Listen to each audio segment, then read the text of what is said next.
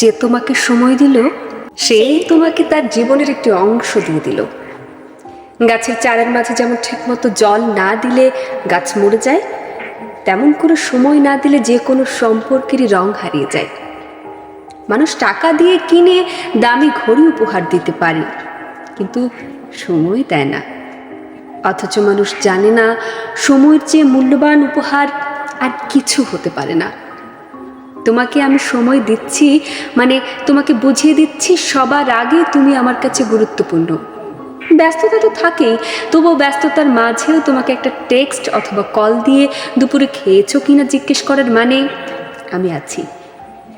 অহেতুক যে কোনো ব্যাপার নিয়ে তোমার সাথে অনেক সময় ধরে গল্প করার মানে হলো তুমি আশেপাশে থাকলে আমার ভালো লাগে। সময়ের চেয়ে সেরা উপহার আর কিছু নেই। যে মানুষটা আমাদের কাছে সেরা, তাকে দিতেও হয় সেরা উপহার। সময় খুব গুরুত্বপূর্ণ। এই সময়ের অভাবে কত সম্পর্ক ভেঙে টুকরো টুকরো হতে দেখেছি, হিসাব নেই।